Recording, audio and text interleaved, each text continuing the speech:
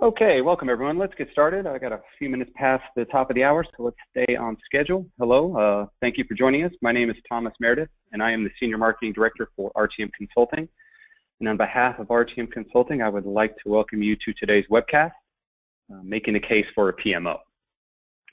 Before we begin, I will cover a few housekeeping items, save everyone the time of asking these questions when we start.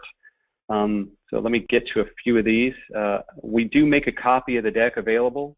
So if you're interested in receiving a copy, email your request to info@rtmconsulting.net and we'll send it out to you, a PDF copy of the deck, info@rtmconsulting.net. We are recording the webcast as well. Once we get it archived and it's up on the site, you will receive an email from GoToWebinar with a link to the recording.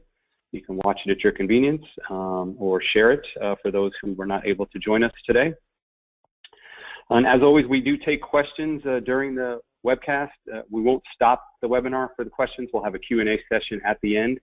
But as our presenters go through the content of the deck and anything comes to mind, go ahead and enter it in your questions panel there on the right side of your screen. And I'll pull all those together and we'll have a Q&A session at the end. For anyone interested, there is one PDU web-based instruction for today's content. And that information to claim that PDU is available at the end of the webinar, as well as for our RMCPs on the line, any of our folks who are certified resource management professionals, there is one PCU available for this webcast as well. Okay, that's it for me. Let's get to it. We got a lot of content. Presenting today's webinar is RTM Consulting's managing partner, Mark LaCroix. And Mark also runs the professional services practice here at RTM Consulting. So Mark, we are ready to go, and I'll hand it off to you. Okay, great. Thanks, Thomas.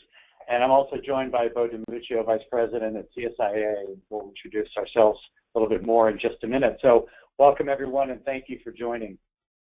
Today, first, we'll start out with some introductions, a little bit our companies, our groups, and ourselves. And we're going to get into the meat of it more. One, look at aspects of determining the right PMO for you, and then really get into the case for a PMO. And then once we cover that, we'll talk a little bit about if you're looking at this opportunity to create a PMO, where to get started, how to get started, and we've got some thoughts around that. And then we'll wrap up and go to questions at the end. And I'll generally got this to where we'll have enough time, targeting about 15 minutes at the end, to anybody that field any questions for myself or Bo, or both of us. Our learning objectives today, first, we want to help you understand the value of having a PMO. Learning about different variations to PMOs and which is right for you. So we're going to look at some of those key variables as to, I'll say the phrase, there's no one PMO that's exactly the same. And I would also add that there's probably no one PMO that's more right than another. It tends to be an it depends type of answer. Describe the costs and benefits associated with having a PMO and its associated return on investment, and some key considerations when getting started with your PMO. Before we get into that, just wanted to introduce RTM Consulting to those of you who are not familiar with us. We're a management consulting firm primarily focused in helping services organizations get better at what they do. As Thomas mentioned, I'm practice leader over the professional and consulting services practice as well as technology. In addition to that, we work with field service, support service, and education service organizations. So again, anyone. And typically, we're working with clients that are in the technology space, hardware, software, network providers, but we work with a variety of pure plays and the like. So we've, again, helped a number of clients throughout the world in our 8-year history and continue to do that, and have a long-standing, also good relationship with TSA, and that's why we're glad to collaborate with them on this webinar. Just a little bit about myself, and I think the only thing I want to more highlight is that primarily my career has been in consulting professional services delivery. Started more in the big 5 pure consulting, then moved to more startup software, then large global software professional services teams. So, really I think what that has provided me is played a lot of different roles when it comes to client delivery, but also done it in a number of different settings, whether it's, massive 100-person custom implementation projects to, again, small startup to SaaS and other things. So seeing a lot of the different situations, and what that helps, of course, is how to apply some of these practices and principles given your unique situation as well. And with that, I'll pause for a second and ask Bo Di Muccio to introduce himself and PSIA. Thank you, Mark and Thomas, and thanks everybody from the RTMC community for joining the webinar. It really is a pleasure to present together with these folks at RTMC. We do have a extremely good relationship with RTM Consulting, have done a lot of collaborative work together, and part of the reason for that is that our audiences are very similar. They overlap quite a bit. We're focused on what PSIA is. If you're not familiar, it's an industry association, a collection of technology companies with services businesses that they're trying to optimize and improve. I'm responsible for our professional services practice, which includes a combination of advisory, benchmarking, thought leadership, and the community itself in professional services. And we've certainly had a lot of experience working with the professional services businesses, primarily of the embedded variety. I think I've done about 600 individual business unit benchmark assessments, about 40 or 50 operational best practices, audits, and however many thousands of inquiries and whatnot that I've done. So we've seen what good looks like, and frankly, on what good looks like, we've collaborated quite a bit with RTM Consulting. My background is also partly involves a Big Four stint, Deloitte Consulting, and I've just been essentially working in some form or fashion of technology services industry, consulting, advisory, research, analytics, etc. for, I guess, going on about 20 years. And the PMO topic is near and dear to our hearts, and we look forward to delivering the content together we're about to deliver. So, Mark, back to you. All right. Thanks, Bo. So let's talk first a little bit about aspects of what makes the right PMO for you. Now, before we get into this, some of those specific points, I want to first highlight here, why do we need a PMO? We often get a pushback right out of the gate. And the whole premise for this webinar is to try to provide you with the evidence, the ammunition, the data points to, quite honestly, whether it's in project management or in PMO. So in the case of PMO, point that might come up would be is, our project managers can do this in the margins. You may have heard that. Some of you may have, and trying to make a case for PMO. Well, the counterpoint to that, of course, is that the work requires really a comprehensive vision, and the effort's not trivial. So while we may like to delude ourselves or believe that we'll do this when people are on the bench or in between projects, two things. Essentially, one is if you're achieving your utilization goals, there may not be a lot of bench time, may not be a lot of downtime and cycles for the work. But also, I think that the effort is a lot more comprehensive and large than people and managers tend to realize. Developing methodologies and practices, being able to engage and generate portfolio reports, things like that. That's not marginal work. Another point made that we have to overcome is, we can dedicate some project managers temporarily and just get this done. But the reality is that a PMO is not really all just project-based. Yes, there is a foundation, a baseline that can be accelerated and done in terms of developing tools, templates, and reports and things like that. But really, a PMO is a continuous entity that requires continuous attention and improvement. And so we'll talk a little bit more about what some of the scope of the PMO can be. But again, a general understanding of a good PMOs is that they're not a project-based, not a one-time construct, but they're continuous entities and organizations. The other point that we have to address is that our customers, meaning managers talking, that the customers want less project management, not more. We know that we continually get pushback in our pricing and proposals to clients to say, hey, why is there so much project management in there? Excuse me.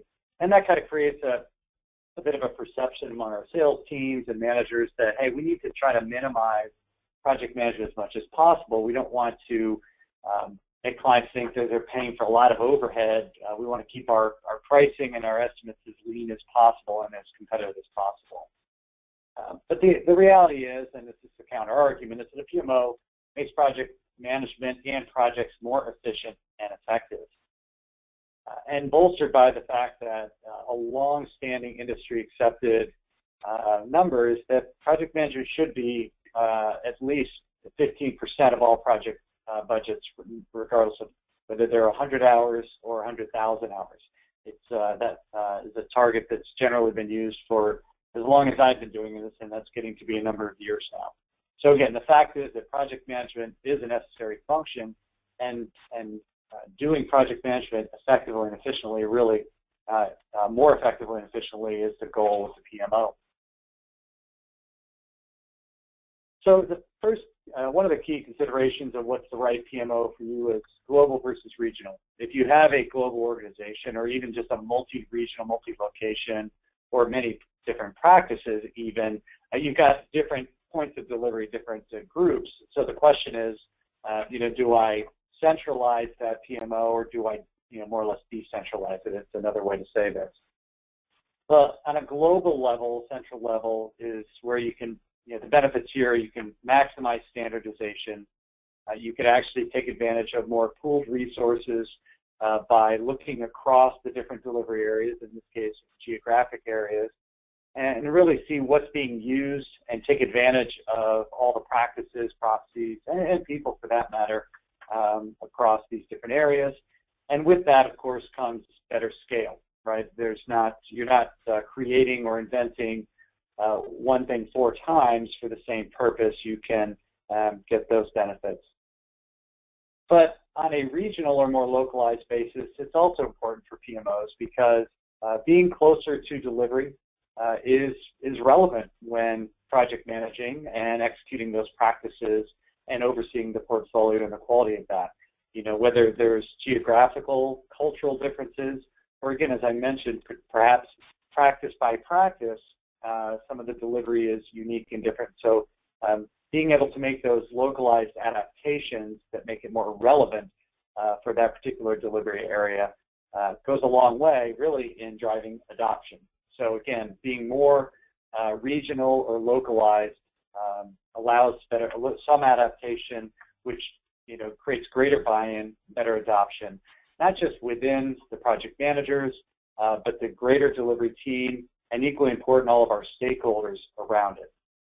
So when asked, which is best for you, quite honestly, the answer is to ideally achieve a practice of both, where you've got some amount of global central driving force that's driving good standardization and scale, but that you're able to seed the PMO regionally or in a decentralized way to help execute more boots on the ground type of activity and adoption.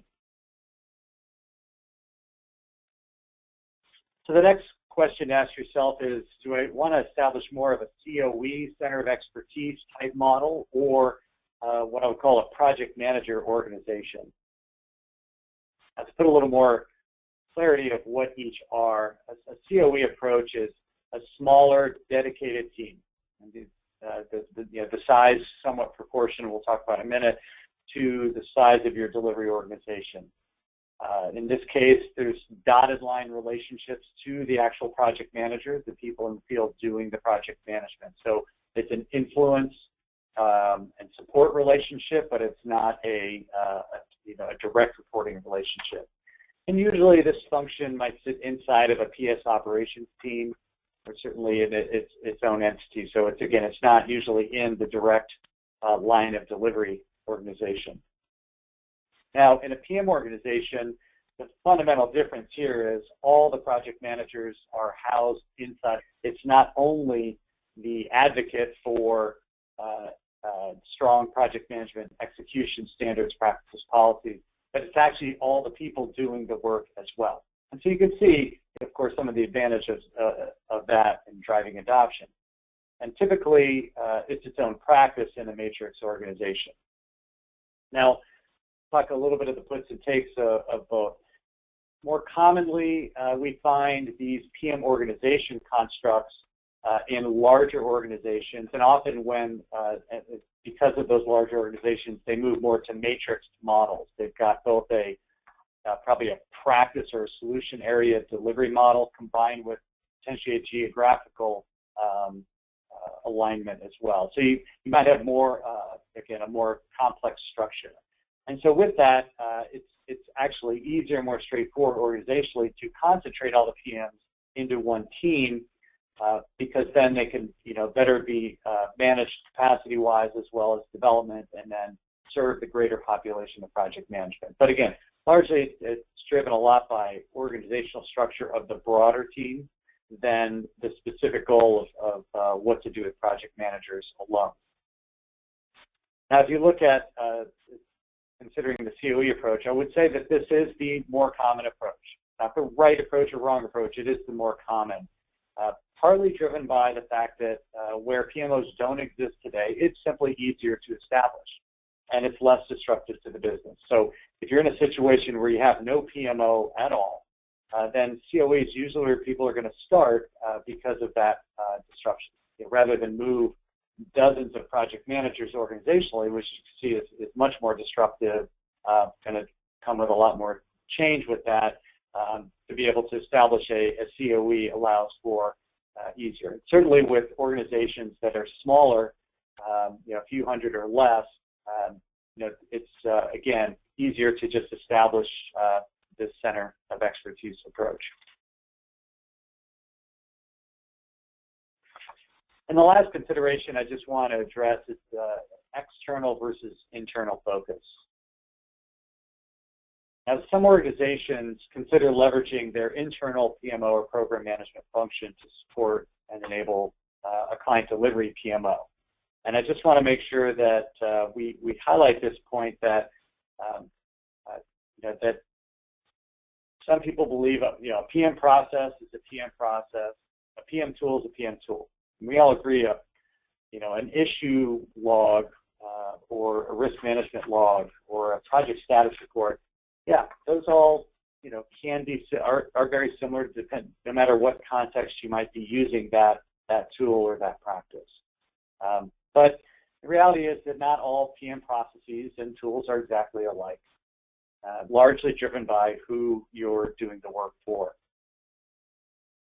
And so the point we're trying to make here, and I'm trying to make, is that client-facing work is distinctly different than internal work, and that the client-facing PMO should take priority if we're trying to have a situation where we're normalizing processes and tools across an internal focus versus an external focus. But the client-facing is distinctly different and should get priority in order to be focused on driving the value for the client delivery organization and have the impact for the client. Okay, so you can see just even when I talked about some of the objections or some of the statements that people make against PMOs is we don't want needless overhead. We don't want to create too much for the work. And on an internal focused program management or PMO, you can take greater liberties that work for your company, but the reality is that the PMO and the things they advocate need to be much more lean, much more at customer speed. And so my objective here and really of this overall webinar is we're really focused on a client delivery PMO exclusively, and we don't really want to mix both and try to advocate that we can create one organization that can both serve externally and internally. I think there are ways to make that work, but again, keep the focus on client delivery only, and don't get led down a path where your managers might be trying to get more value for the construct itself by also having it take on quite a lot of internal activity as well.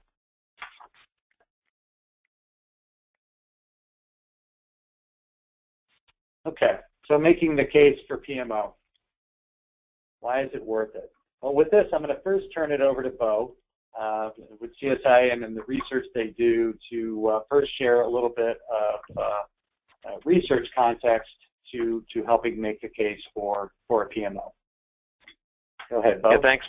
Perfect. Thanks, Mark.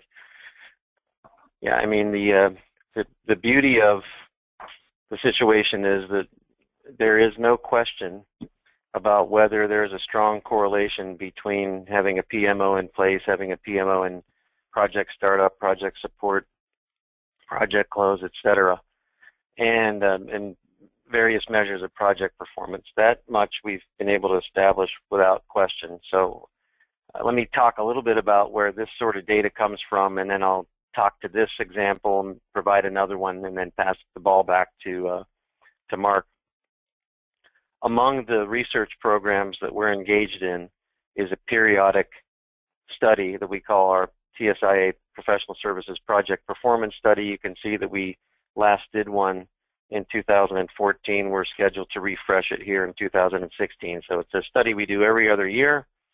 This study collects basically project level data from dozens of our member organizations across hundreds of projects. And we've done this study 5 or 6 times over the years and now have a repository that includes about 1,500 projects that we can slice and dice in a number of ways: project type, project size, customer type, industry, and all kinds of measures of project performance from the standpoint of schedule performance, scope performance, budget performance, margin, customer satisfaction.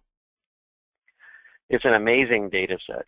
And one of the things that we test on in the study is various measures of project management and PMO involvement.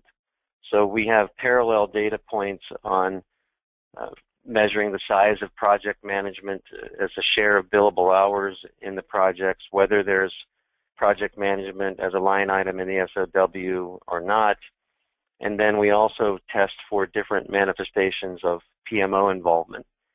And then we're able to take all this data, do correlation analysis, and then drill in where those patterns are starting to present themselves to find out kind of what's causing what.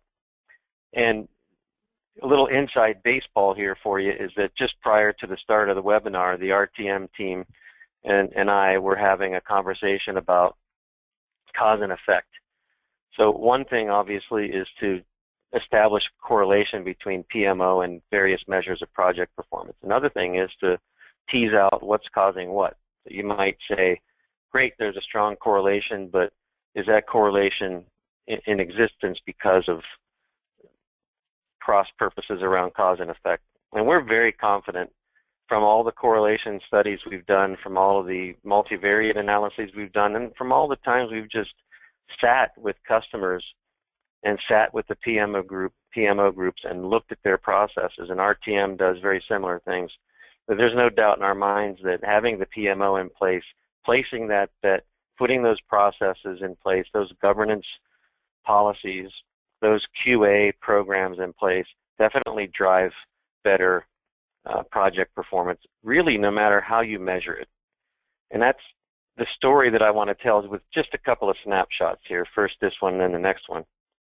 The broader point, frankly, is that it doesn't matter what measure of project performance you're focusing on. There is a strong association between PMO in place, particularly PMO and project support, and various measures of project performance. So the way to read the chart in front of you is that all the hundreds and hundreds of projects we look at, you categorize them by whether there's a PMO in project support or not. And then look at a measure, for example, on overrun. And if you're involved in project management, and particularly if you're doing fixed deliverable type project work, you know that overrun is typically something you want to try to avoid. And there is, again, a very strong association between whether the project is in scope overrun and all kinds of measures of project performance, most particularly margin. So the mantra, of course, is you want to try to avoid this. Well, one way to do that is to have project management office, right, regularly checking up on project performance, monitoring for compliance against defined delivery methodologies, and this is helping to reduce the proportion of overruns in those projects. So if you look at just the share of on plan or under plan versus overrun, without a PMO and project support, it's about a 70-30 mix. And with the PMO and project support, it dramatically shifts to 85-15. And if you just want to focus on the two stacks on the right, basically the message there is that the project is twice as likely to be an overrun if there's not a project management office in place, and particularly one that's engaged in in-flight project support. So pretty much a slam dunk story there. Twice as likely to see an overrun of billable hours when there's no project management office in support. Mark, if you just want to flip to the next slide, it's a very similar story. Now, the interesting thing about all the measures of project performance that we take a pulse on is that really the vast majority of them tie both to the interest of the service organization and the interest of the customer. What does the customer want out of your projects? Customer wants a project that's on time, on scope, and if on schedule. If these things are true, then very likely those customers are going to be satisfied, and they might very well be delighted. So one of the things that is often an obstacle to making these investments is you are concerned about adding overhead, adding cost to your business model, and you aren't really sure about what the bang for the buck is, and you're not certain necessarily that the customers are going to notice. Well, our data are very clear on this. When you have a project management office and project support, and all that that entails, and all that that relates to, what is it saying?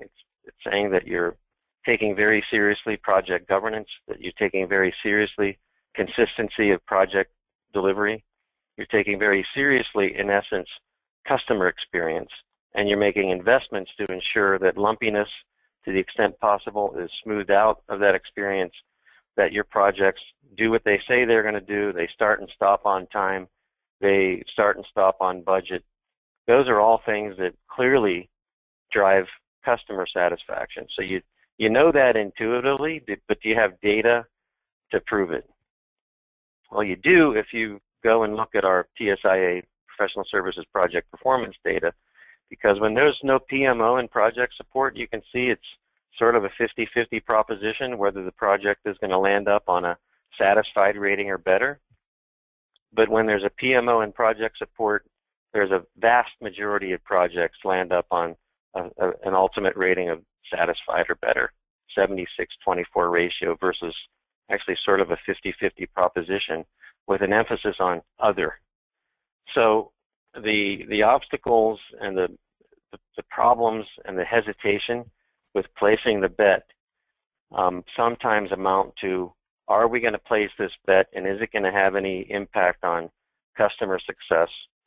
And really our data, and there are lots of other data points we could have shared here, and it doesn't matter what measure you're looking at. We took a look at overrun, which is basically scope performance measure. We took a look at customer satisfaction, ultimately the measure of whether your projects are performing relative to your customers' expectations or not.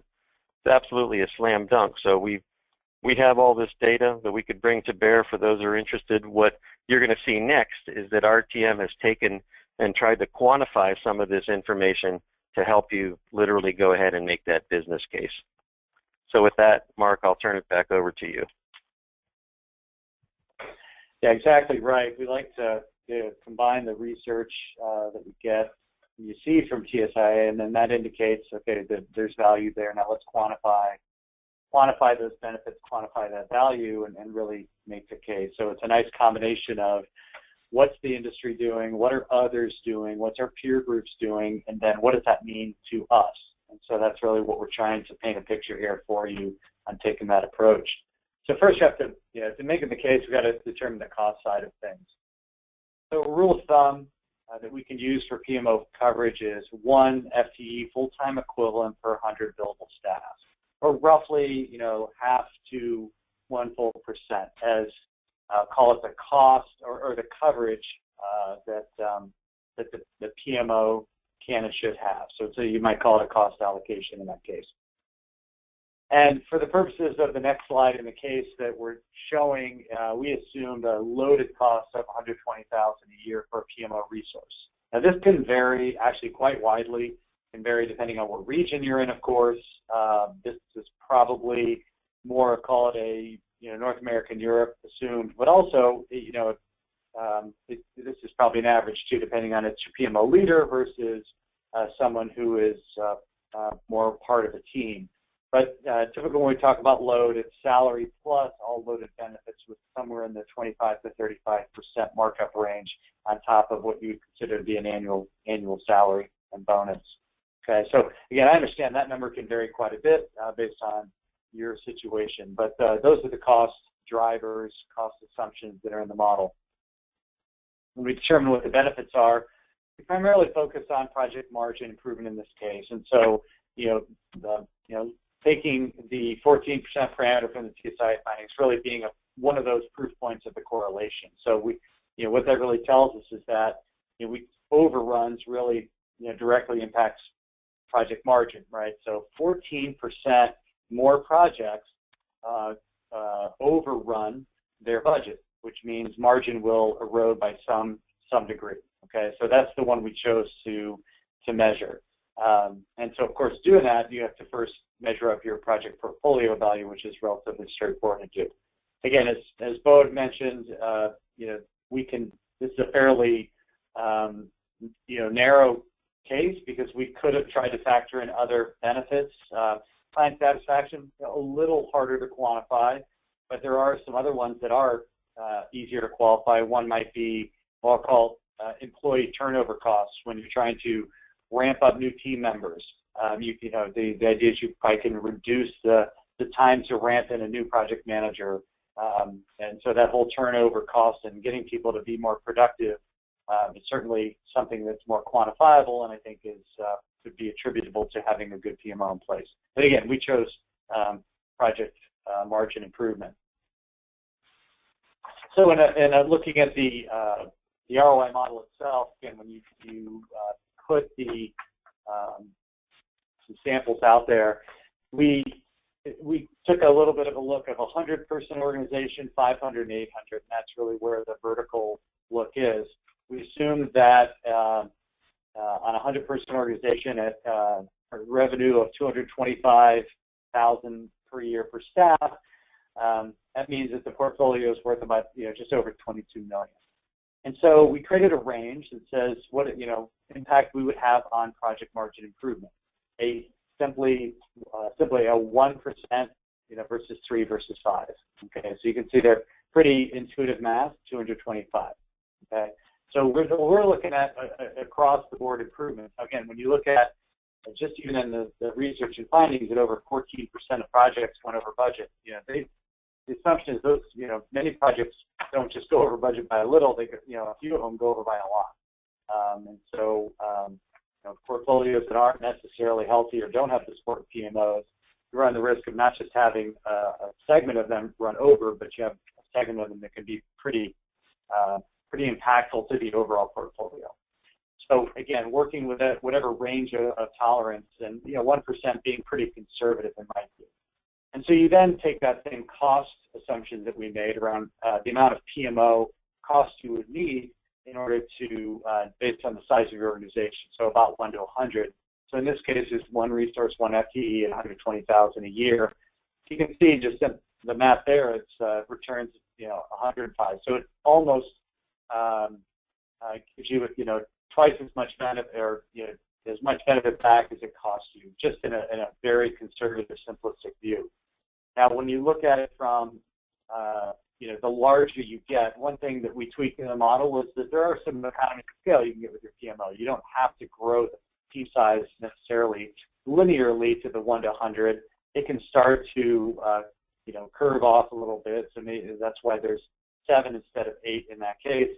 to show a little bit of economies of scale. So then you can get a little more scale with it, the numbers and the return go up. But also, of course, the numbers go up quite dramatically from getting simply from a 1% improvement to a 2% improvement.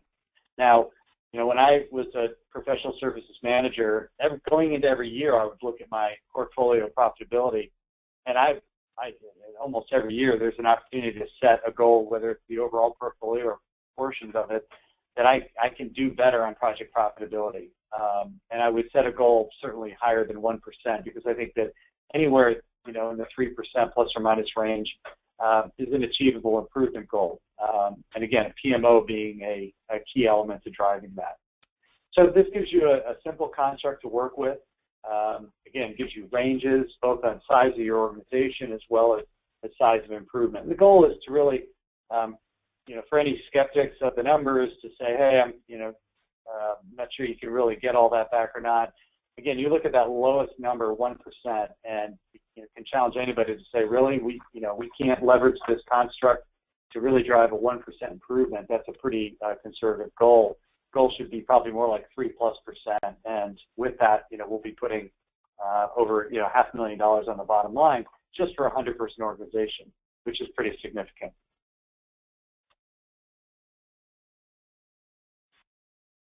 All right, so hopefully we've given you a little bit of information to make the case. Now let's just assume that you've been green-lighted and you get started. And again, I realize some of you participating here may already have a PMO in place. Maybe just interested to hear more about how it can be more effective, but some of you don't at all. And so, you know, you're a little bit of targeted towards you as well. So let's say you've got the green light, you're getting started. A couple things that I want you to consider. Having a well-defined charter.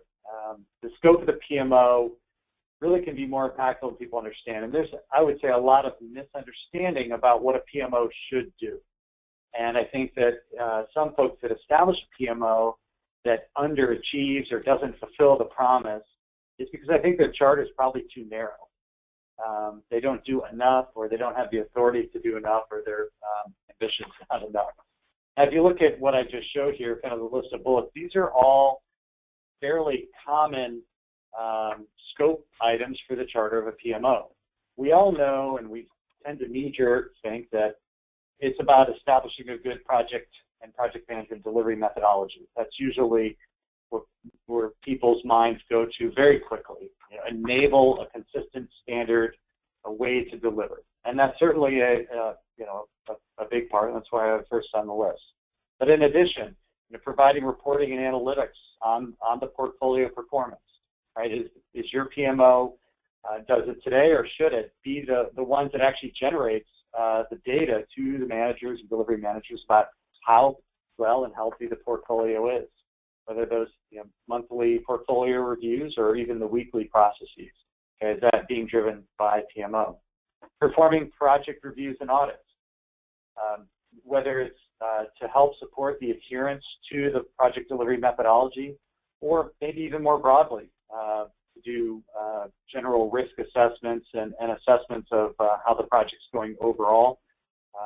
You know, they can drive that process and get those checkpoints in place, stay healthy, and stay on track.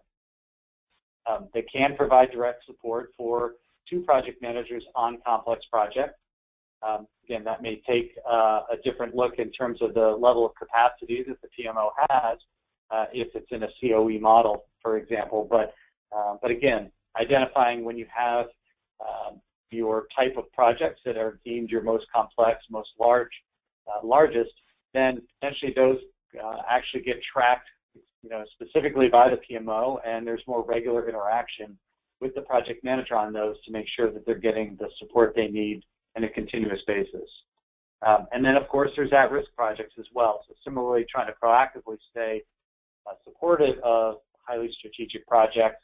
That same you know, skilled folks in a PMO might also parachute in and help address projects that are at risk and need some additional support to keep them from actually completely falling off track and causing a customer situation and/or causing our organization to lose a lot of money. And then last two, of course, the role of monitoring the education and knowledge development of project managers. So we know that there are certifications and learnings and continuous education out there to continue to bolster and improve the knowledge and skills of our project managers. And so, again, another area that the PMO can own on behalf of the organization and provide that information to the delivery leadership to make sure those objectives are being met.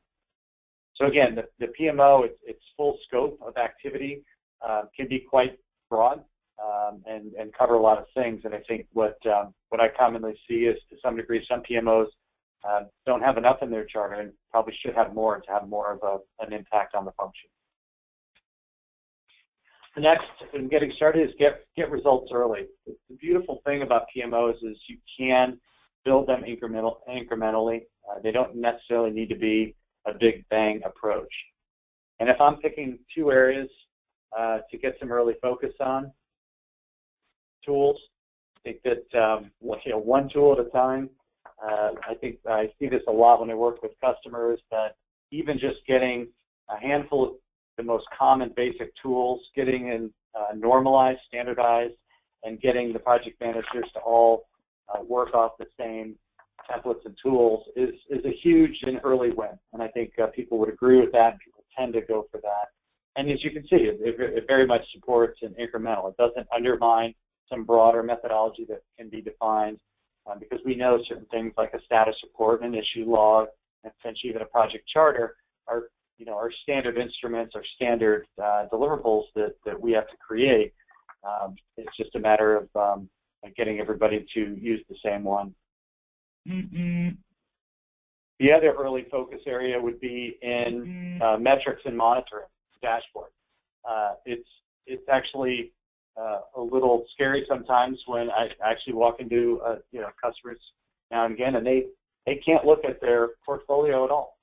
The managers don't really have a good view into the project health. They don't have all their projects listed and a nice dashboard to do that. Now, there's many of you that do, but if this is kind of lacking, this central view, this central dashboard of the portfolio with good metrics around it, to me, that's flying blind. That's driving a car with your eyes closed, and that should have any delivery manager scared out of his or her wits, because you really can't inspect very quickly where projects might be falling off track. You're completely reliant on the project managers to inform and escalate, and that's an incomplete process. So really focusing on tools and metrics would be a recommended first approach, because in some cases you have to demonstrate early value, and in some cases, so we recommend isolating specific projects for application of these practices and governance to really show the impact it's making. So again, if you're having trouble winning people over and getting the level of investment you need to really do it right, again, starting incrementally, focusing on tools and metrics, and then applying them very specifically to some projects, just to be able to then use those as test cases to show others the impact it's having. And really, our RTM has we have a service delivery offering called PMO Quick Start that really embodies the points I'm making here of not only figure out what you want your PMO to be, what you want its charter to be, but also get started. We don't want to spend weeks and months designing a PMO and having a long lag to the value. We think that we want to take advantage of that incremental value that can be demonstrated, and that's what our PMO Quick Start service offer takes that approach. And then last, and I'm always a big believer in, make it work for your organization. There are a lot of great resources out there in terms of how to do project management, program management, and portfolio management. There's PMI and Prince, and of course everybody's asking too about how to apply project management to the agile world and things like that. So there's volumes and volumes of information, and they're writing this information to the common denominator, which is every project that gets executed out there. So you have to ask the question, though, how does that apply to my organization's projects, right? And so you have to factor in the fact that your customers are somewhat unique, and your project characteristics are somewhat unique. You also have to regard the fact that you didn't just start doing work yesterday. Your organization's been in place and been doing projects for a while now, in some cases for quite a long while. And so what are some of the practices and tools that work inside the organization today? So you owe it to yourself to really look and mine the organization to what works well and tease those out and understand, again, to some degree, what's unique about your portfolio, your customers. And really only then can you put that all together, in a little bit of soup to say, now I want to prioritize, I want to adapt these and ultimately synthesize them, right? So I want to take all these elements and adapt it and also drive some prioritization, right? So again, a tool or a process in its generic sense isn't going to be adopted if it really isn't as relevant to your portfolio. So it's by taking all these inputs really that it's really what makes the PMO work for your organization. Again, we don't want to go off and just do a cut and paste of all of PMI's great processes because that's not really creating a PMO that's going to work for your portfolio and work for your customers.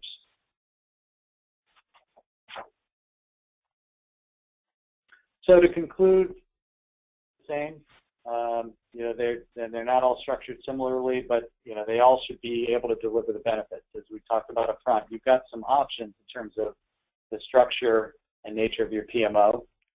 The survey data and research data shows that PMOs significantly increase the likelihood of projects staying on budget, as well as Bo mentioned, any one of a number of other metrics like client satisfaction. The correlation is there that the existence of PMOs and the support of the delivery organization does have positive correlations to various outcomes. And when we take that and look at an ROI, the ROI is compelling, even with very conservative assumptions. Having one PMO staff in place for a 100-person organization clearly more than pays for itself and doubles the return on the costs associated with that, just based on project profitability alone. And then last, we just talked about when getting started, have a clear charter, work incrementally where possible, and make sure it works for your delivery practitioners to maximize adoption and acceptance overall. So with that, we'll move to Q&A. I do want to highlight before we start the Q&A, one is this does support continuing education if you are PMP and need some additional PDUs for that, as well as if you're an RMCP as well. This is a continuing education credit for holders of the RMCP certificate as well. So with that, Thomas, I'll turn it over to you to facilitate any questions that Bo and I can address. Perfect. Thank you, Mark. Thank you, Bo, for presenting today. Again, there is the PDU information for those interested in claiming that. We did have some questions come in that I'll get right to, but as we're going through these, please feel free to enter your questions there in the panel, and I'll get to those as well. So let me get started here.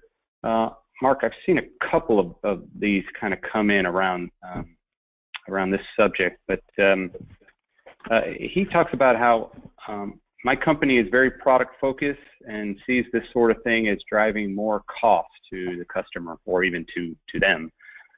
So suggestions on how to overcome this objection inside his company.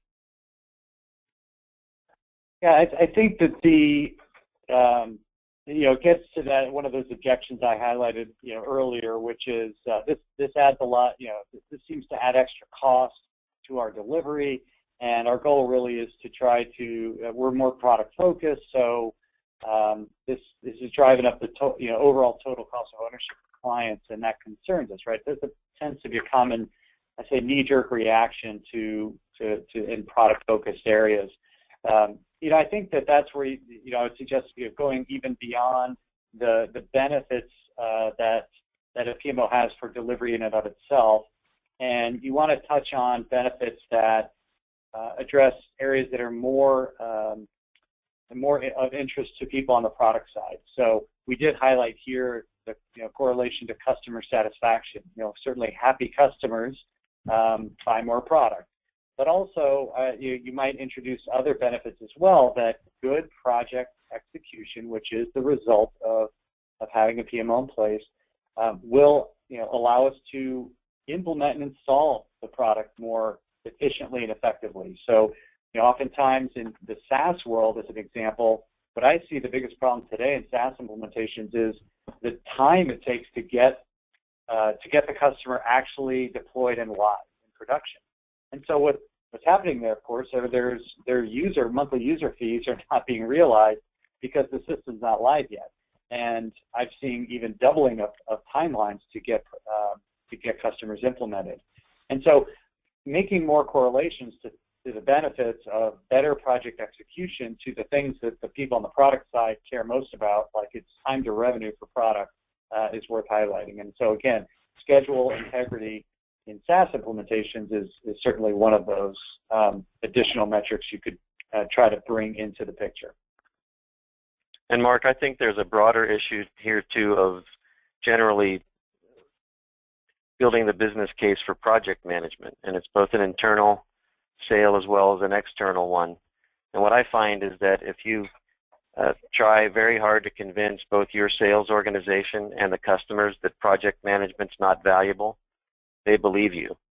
And it's very hard to put the toothpaste back in the tube. And the fact of the matter is that it's very easy to demonstrate both to sales and to customers that project management in general, in other words, excellence in project management and project delivery, including PMO, is extremely valuable for all the reasons that you just mentioned, reasons that should be of interest both to your product-focused product salespeople as well as to customers. So it's what I call a project management chasm. And if you can't cross it, it creates a vicious cycle of underdevelopment and underinvestment in your PM capability, including investment in a PMO. If you can't sell the value of project management, then it's difficult to invest in it. If you don't invest in your project management capability, then it's not as valuable, and it's harder to make the case for its value, and it self-reinforces. Yep, very good point. Yep, thanks, Bo. This one came in, Mark, and it's talking about introducing the PMO into an organization. So I'll read it here to you. Can you surmise some pros and cons to introducing a PMO into an organization, one work area or one branch at a time? Yes, short answer is yes, because if you combined some of the elements presented here, one of the idea of incremental, the idea of a proportionate investment, I think that as long as you've got a roadmap or commitment to the end goal of it being in all delivery areas, and I'm going to start in one and go one at a time, then you can incrementally invest and also use those early proof points, as I mentioned. Take a slice of the project portfolio, start to apply some of the practices and show the results to gain further kind of acceptance and investment.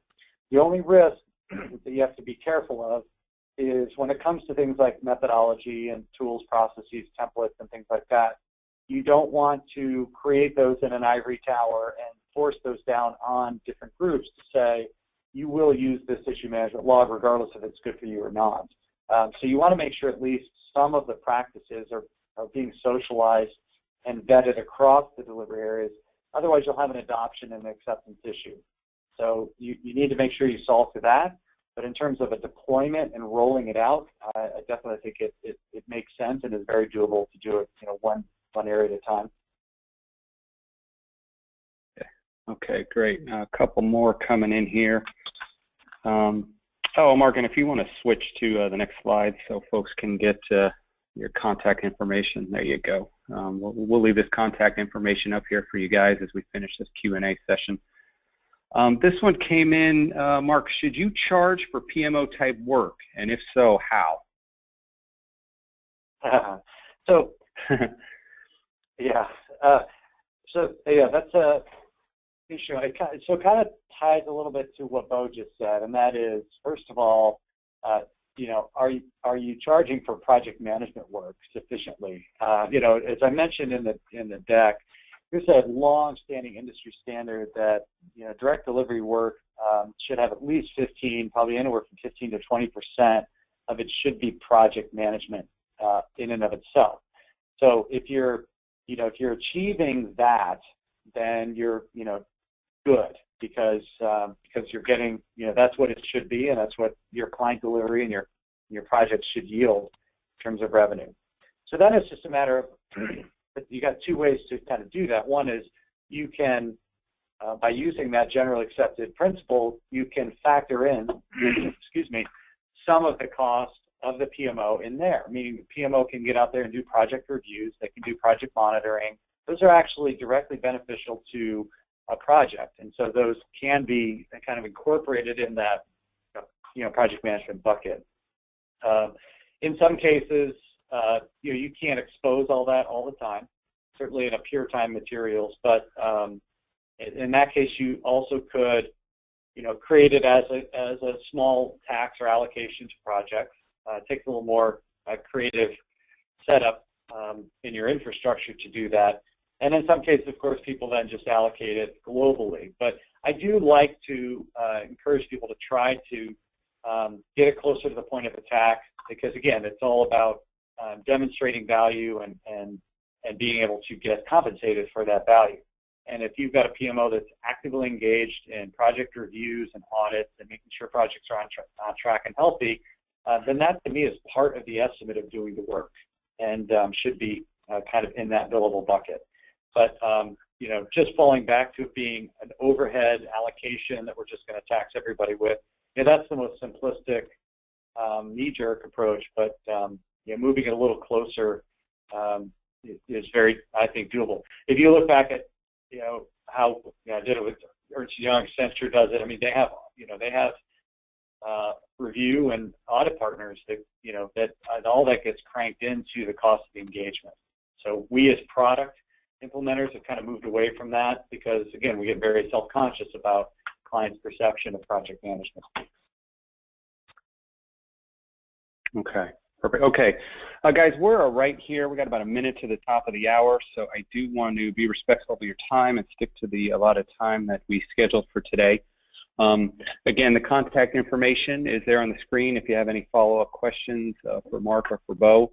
And again, info@rtmconsulting.net if you would like a copy of the deck. We can get a copy out for you as well. Okay, so first I'd like to thank everyone today for joining us. Thank you for your time and spending time with us today talking about this case for a PMO. Bo, I'd like to thank you for your research and your perspectives that you added to the webcast today. And then Mark, of course, thank you for presenting today's webcast. Yeah, thanks. And with thanks that, everyone for joining. With that, guys, we will sign off. Thank you, everyone, for joining us, and have a great day. Bye, all. All right, everybody.